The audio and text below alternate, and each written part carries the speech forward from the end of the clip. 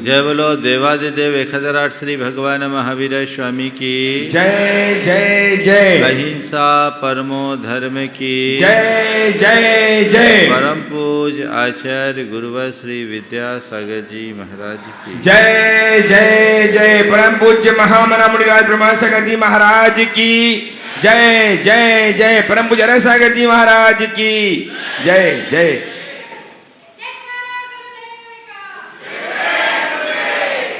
कल बात प्रारंभ की गई थी पाना, जीना, करना और बनना की। अच्छा जीवन पाना बहुत दुर्लभ है, पर पुण्य के योग से हमने पा लिया है।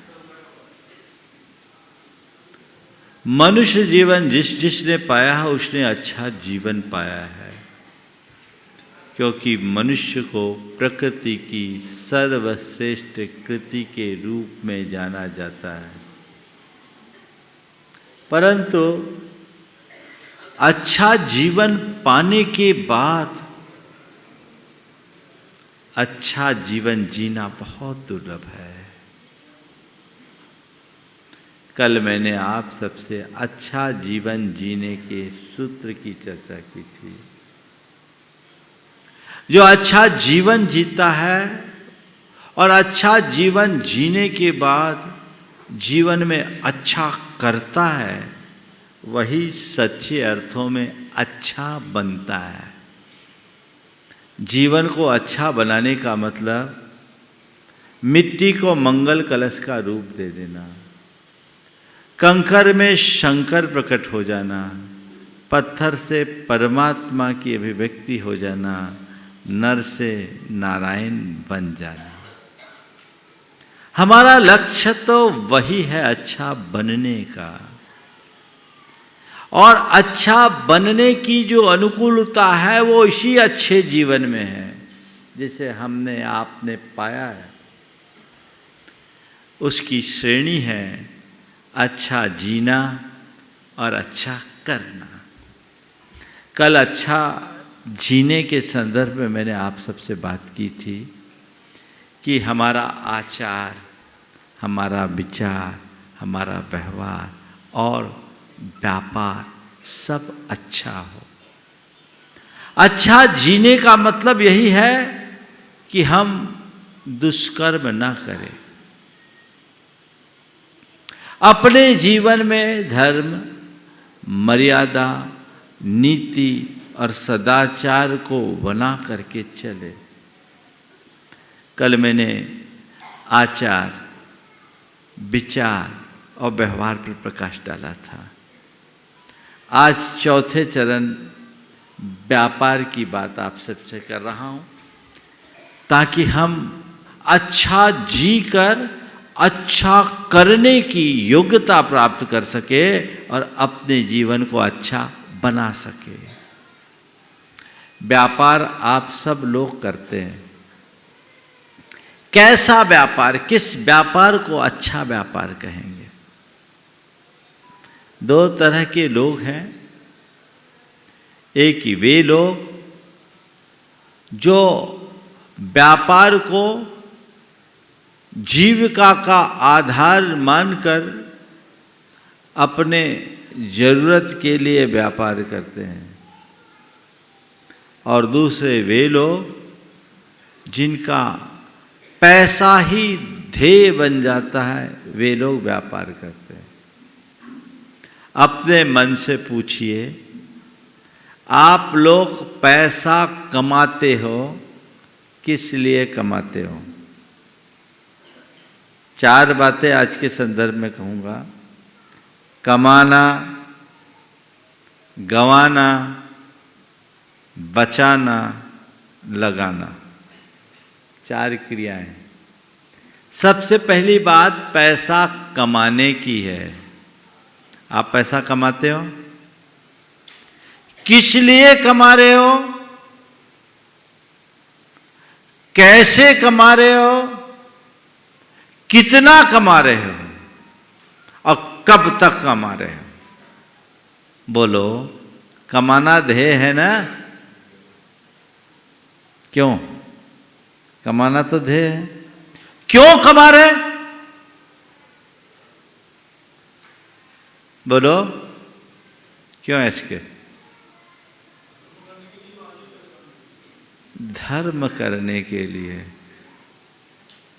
धर्म करने के लिए कमाने की जरूरत नहीं है, कमाई छोड़कर हमारे जैसे बनने की जरूरत है। तुम धर्म कर रहे हो कि हम धर्म कर रहे हैं? फिर ये क्यों कहते हो कि धर्म करने के लिए कमा रहे हैं? ये गलत। धर्म करने के लिए कोई नहीं कमाता, कमाकर धर्म कर ले, ये बात अलग है। क्या बोल रहा हूं? धर्म करने के लिए नहीं कमाओ, कमा करके धर्म करो। दृष्टिकोण बदलो। आप पैसा कमा रहे हो, पैसा कमाने का सबसे पहला मकसद अपने जरूरतों की पूर्ति, जीवन का निर्वाह। इसीलिए अर्थोपार्जन को जीविका कहते हैं। क्या कहते हैं? जीविका। किसके लिए? जीवन के लिए ना। हाँ, तब आप देखिए, आप की जीविका जीवन के लिए है, ये आपका जीवन जीविका के लिए है। कमा तो रहे हो, किस लिए कमा रहे हो? अपने जीवन को चलाने के लिए कमा रहे हो या केवल कमाने के लिए कमा रहे हो? बोलो, क्यों कमा रहे हैं? एक कागज और पेन लेकर बैठना, शिखर जी आए हो, और नोट करना कि मेरे कमाने का मकसद क्या है। उत्तर अपने से पूछना, हमसे नहीं पूछना कि महाराज हम क्यों कमाए, शंका समाधान में सवाल खड़ा करो। नहीं, इसका समाधान तुम्हें अपने भीतर खोजना है। क्यों कमा रहे हैं? पहला सवाल। यदि तुम्हें लगता है कि मैं अपने जरूरतों की पूर्ति के लिए कमा रहा हूं, कमाओ। मुझसे पूछो क्यों कमाए, तो मैं कहूंगा जरूरत के लिए कमाओ या जरूरतमंदों के लिए कमाओ। इसके अलावा और तीसरा कोई उद्देश्य नहीं है। या तो जरूरत के लिए कमाना या जरूरतमंदों के लिए कमाना। तुम किस लिए कमा रहे हो? हिसाब लगा लो, जरूरत कितनी है और जरूरतमंदों के लिए तुम क्या कर रहे हो। यदि ये दोनों हैं तो तुम्हारा कमाना सार्थक माना जा सकता है। लेकिन यदि ऐसा नहीं है तो तुम्हारी दिशा गलत साबित होगी। तुम्हें अपनी दिशा बदलनी चाहिए। ओम, मौन पूर्वक। हाँ, रास्ते को छोड़ दे तो बाद वाले को सहूलियत होगी। अनुशासन में बैठेंगे तो आपको आनंद आएगा। भाई साहब पीछे चले जा, पीछे पीछे चले जाए। आप भी आपसे बोल रहा हूं, पीछे जाइए। मैं क्या कह रहा हूं? क्यों कमा रहे हैं? जरूरत के लिए या जरूरतमंदों के लिए? अगर जरूरत के लिए तो मेरी जरूरतें कितनी हैं? जरूरत कितनी है वो देख लो, उसकी पूर्ति हो जाए रुक जा। जरूरतमंदों के लिए तो तुमने अब तक क्या किया और कितनों के लिए करना चाहते वो देख लो।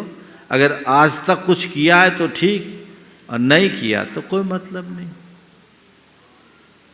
अपने अर्थोपार्जन के लिए ये बात ध्यान रखना, जरूरत के लिए कमाना समझदारी है, पर कमाना ही तुम्हारी जरूरत बन जाए तो पागलपन है।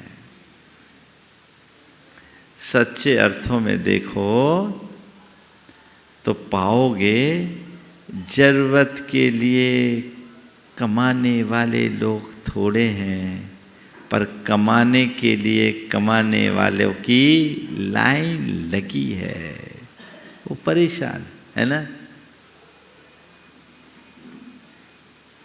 किस लिए?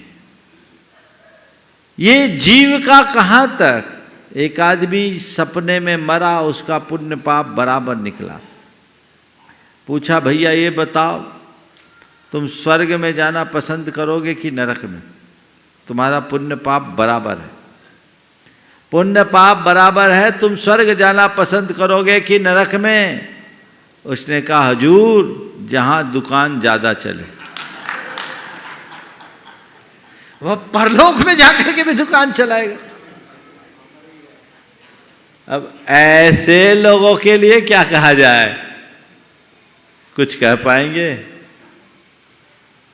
संभवतः नहीं।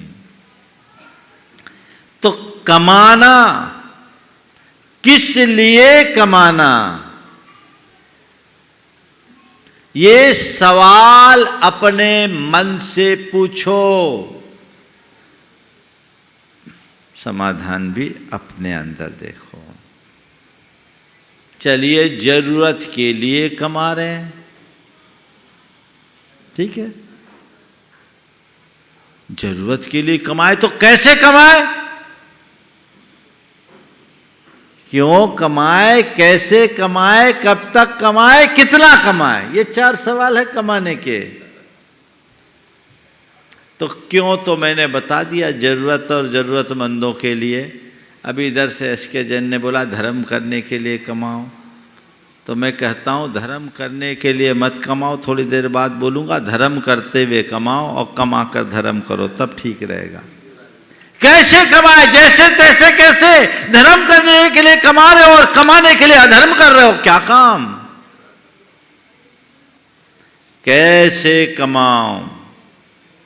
तो कहते हैं धर्म की मर्यादा में बंध करके कमाओ।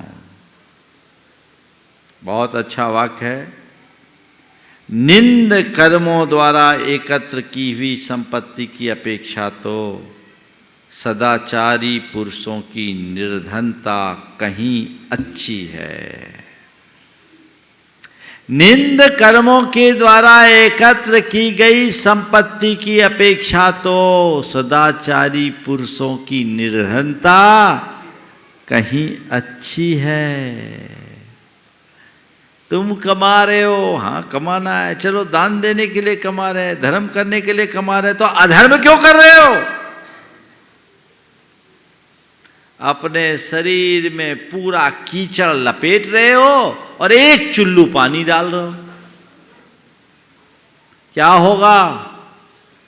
बोलो, इसे हम समझदारी कहेंगे या बेवकूफी? हाँ, आप लोग बेवकूफ तो नहीं हो, सब तो समझदार हो। बोलो समझदार हो कि नहीं? हाँ बोलो तो थोड़ा जोर से, समझदार हो कि नहीं? है, ये समझदारी रखते हो? ये बोलो, मैं बेवकूफ कहूंगा तो बुरा लग जाएगा और मैं कहना भी नहीं चाहता।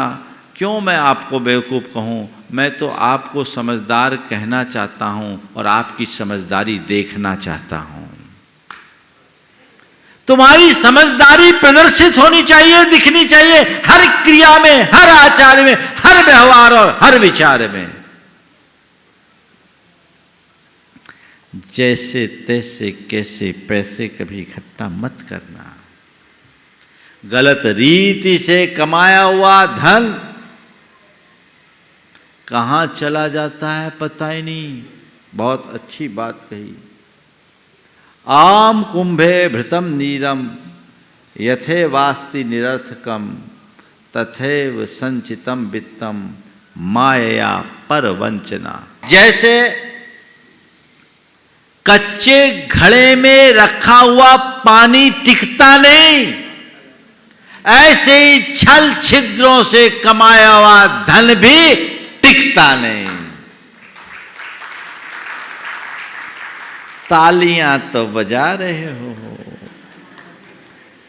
भैया, ताल तो मिलाओ।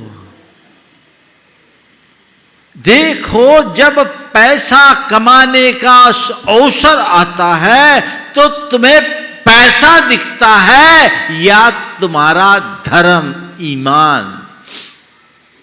क्या दिखता है? अगर पैसा दिखता है तो तुम्हारी गाड़ी गर्त में जा रही है, और तुम्हारा धर्म और ईमान दिखता है तो तुम तय मान कर रखना कि तुम्हारा जीवन अच्छा है, तुम अच्छा जी रहे हो, तुम्हारे जीवन में अच्छाई का प्रवेश हो गया है, प्रतिष्ठा हो गई है। ये सोच अपने अंदर विकसित करनी चाहिए। मुझे अच्छा जीवन जीना है। जीना है कि नहीं?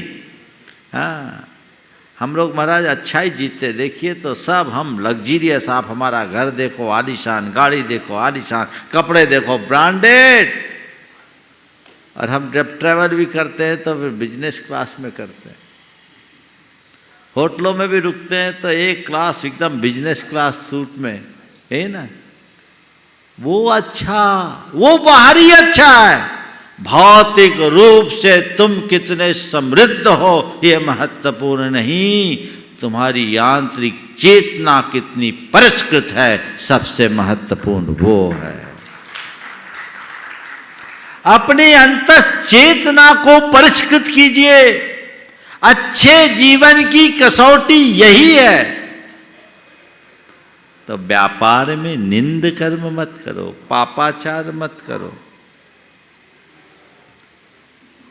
धर्म शास्त्र में जो काम है बताए गए हैं,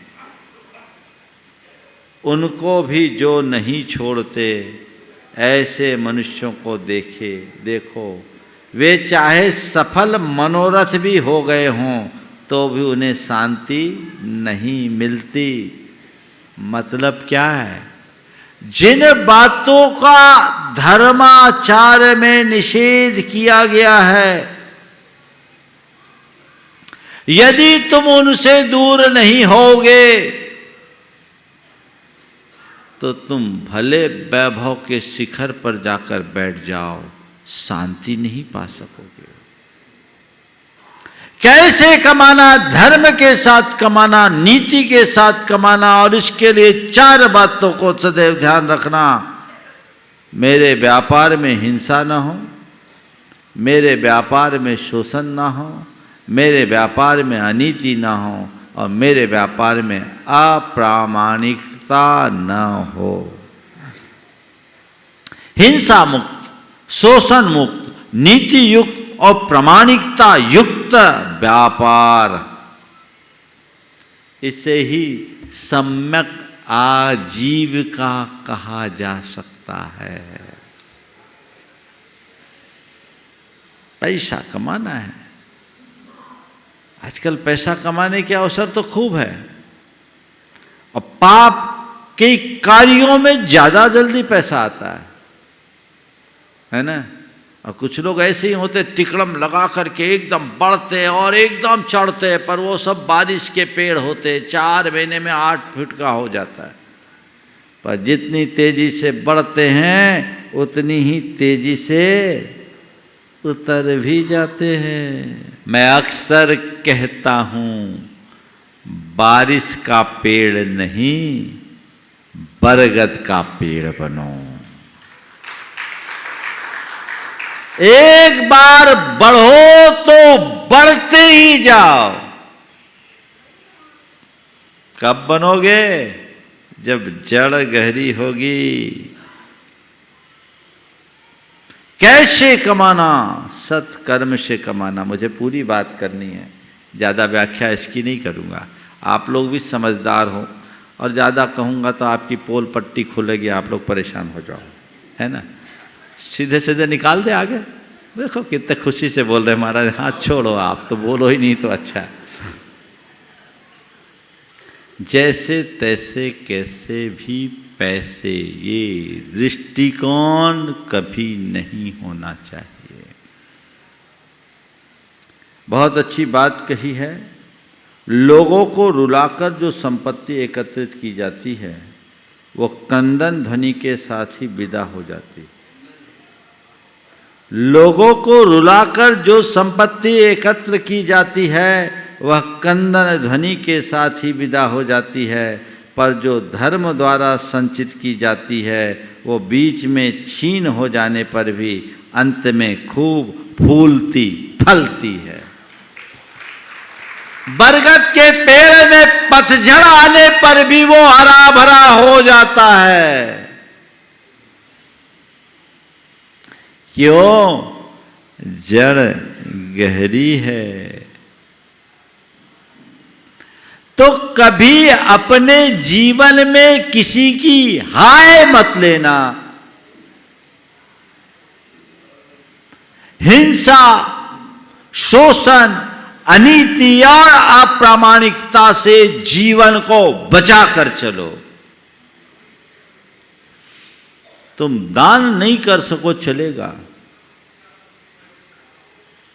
पर अधर्म से बचना जरूरी है। जो लोग दान देने के लिए पैसा कमाते हैं उनसे मैं कहूंगा, पाप कमाकर धन दान मत करना। दान करो तो कोशिश करो कि मेरी कमाई भी अच्छी हो, तब उस दान का सच्चा फल मिलेगा। तो क्यों कमाना, कैसे कमाना, कितना कमाना और कब तक कमाना, अभी तो एक ही सूत्र के 4 बातें हैं। अब गंवाना, बचाना, लगाना भी 3 और बचे, है ना। कब तक कमाना और कितना कमाना, कभी सोचा? कब तक? मरते दम तक। क्या? कब तक? मरते दम तक। बड़ी मुश्किल होती है लोगों की, पैसे के प्रति मनुष्य की आसक्ति बड़ी प्रगाढ़ होती है। एक विचारक ने बड़ी गहरी बात लिखी कि वासना के आसक्ति से भी ज़्यादा आसक्ति धन की होती है।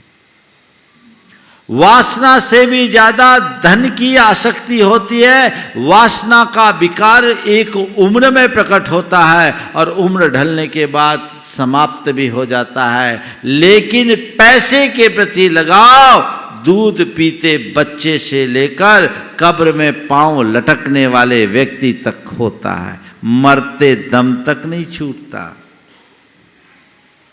क्यों? पैसे को ही जब अपने जीवन का साध्य बनाकर चलोगे तो ऐसी बातें घटेगी। कब तक कमाना? मैं बता दूं, जब तक तुम्हारे बच्चे कमाने लायक न हो जाए, पैरों पर खड़े न हो जाए और घर परिवार और व्यापार की व्यवस्था को संभालने लायक न बन जाए, तब तक कमाओ।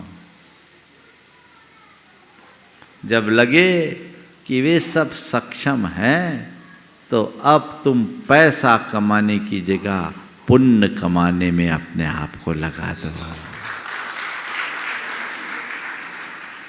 एक बात सदैव ध्यान रखना, तुम्हारे द्वारा जोड़ा गया पैसा यहीं छूट जाएगा, पर कमाया हुआ पुण्य भव भवांतरों तक साथ जाएगा। और ये भी बात ख्याल में रखना, तुम अपना पैसा यदि चाहो तो किसी को दे सकते हो, पर अपना पुण्य चाह करके भी नहीं दे सकते।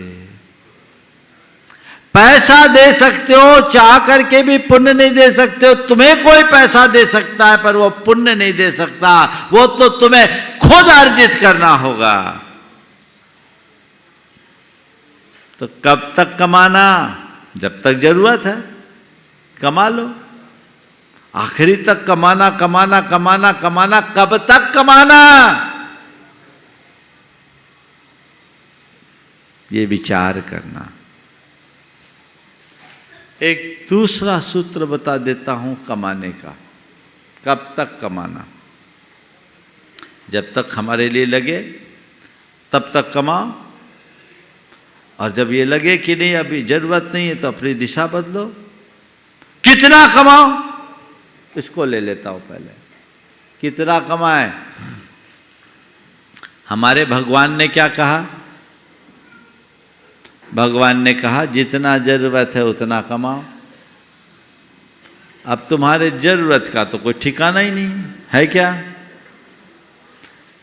और फिर लोग बोलते हैं महाराज जी आप लोग जैसे बोलते हो ना, यदि वैसे चले तो ग्रोथ ही खत्म हो जाएगी। चलिए मैं आपकी बात को ध्यान में रखते हुए भगवान की ही बात को दूसरी भाषा में बताता हूं। कितना कमाना? जरूरत जितना कमाना हटा दो, जितनी शक्ति उतनी कमाओ, जितना चाहो उतना कमाओ। खुश हो गए आप लोग? बोलो। पहली बार कोई मुनि महाराज से ऐसे सुन रहे होगे कि जितना कमा सको कमाओ। मिला कहीं उपदेश? महाराज आप हो क्या गया आपको? ऐसा आप बोलते तो नहीं हो, आज उल्टा कैसे बोल रहे? उल्टा नहीं बोल रहे, तुम्हें सीधा करने का रास्ता बता रहे।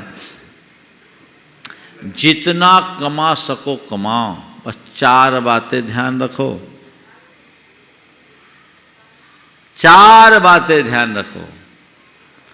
जहां मन की शांति खंडित होने लगे, कमाई पर रोक लगा दो।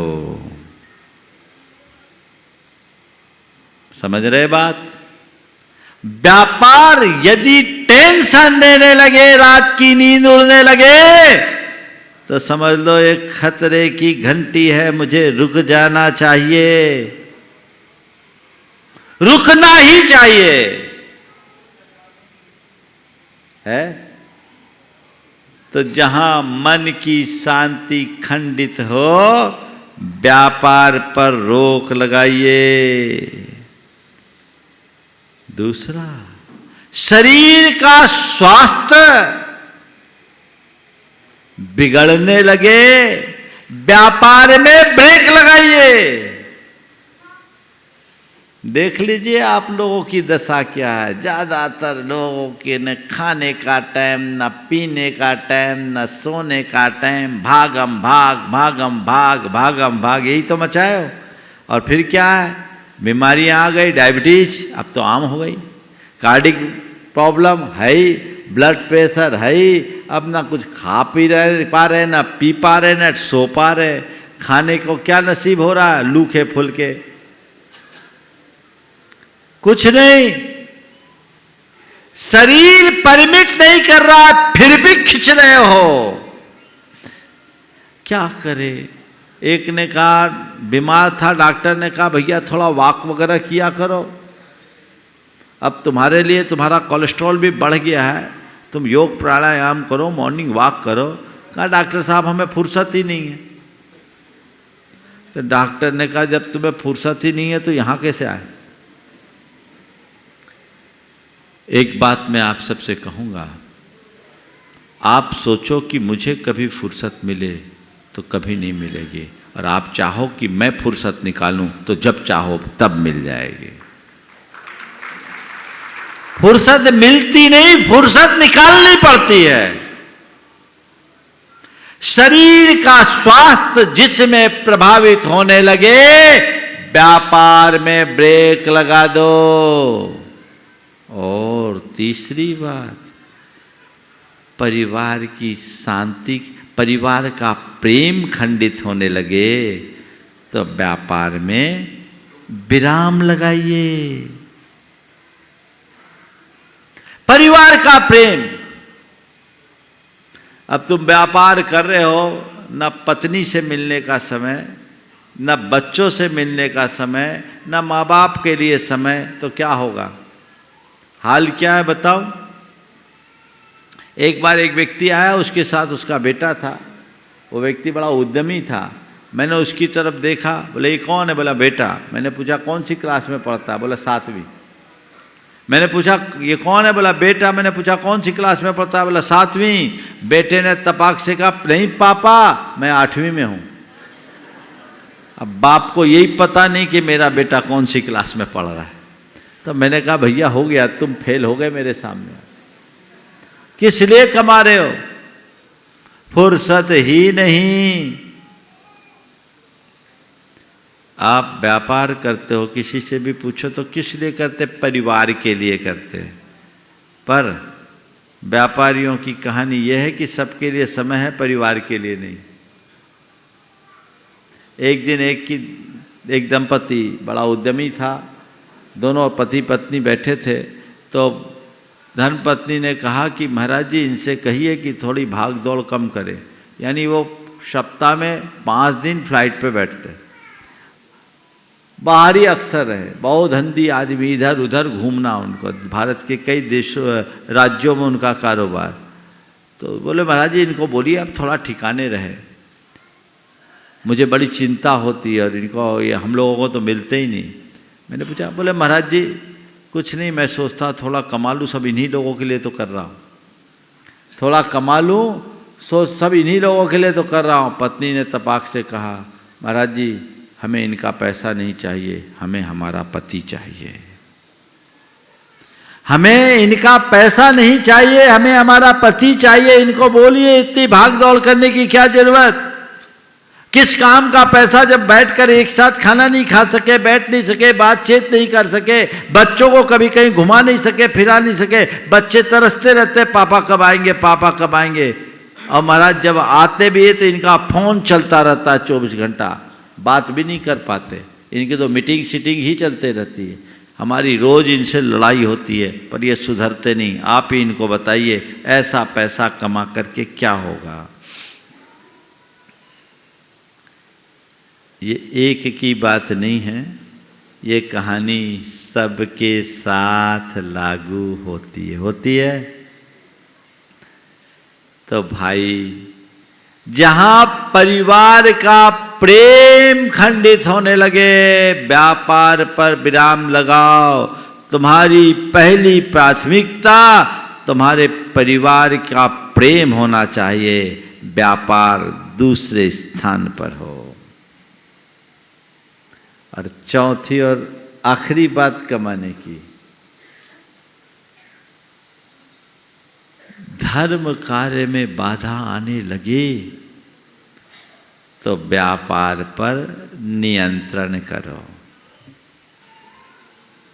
ऐसा व्यापार मत करो, ऐसे व्यापार में मत उलझो कि तुम्हें कभी कोई थोड़ा सा भी धर्म कार्य करने के लिए भी सोचना पड़ जाए। एक बात बोलो, एक सज्जन, बड़े व्यापारी, बड़े कारोबारी, उनकी दशा ये है कि वो सुबह से जो अपने प्रोडक्शन में लगते हैं, केमिकल कंपाउंड का प्रोडक्शन है तो सारे प्राइवेसी उनके हाथ में, वो खुद करते। और जो सुबह से घुसे रात के 10-11 बजे तक उस आदमी को खपना पड़ता है। अरबपति व्यक्ति है पर कहीं निकल नहीं पाता चाह करके भी। तो मैंने कहा तुम तो पूरे मजूर बन गए। बोले महाराज मजूर से भी गया बीता हो गया हूं मैं, खुद बोल रहा है। बोला मैं मजूर से भी गया बीता हो गया हूँ, मैं किसी के लिए समय नहीं निकाल पाता। हमारे जितने मजूर होते हैं वो अपने हर फेस्टिवल में छुट्टी ले लेते हैं, उनको नहीं आना तो नहीं आना, 3 दिन काम नहीं करना तो नहीं करना, उनको कोई फर्क नहीं पड़ता। पर हम तो 3 घंटे के लिए भी समय निकालने के लिए सोचना पड़ता है कि आज करूँगा तो क्या होगा।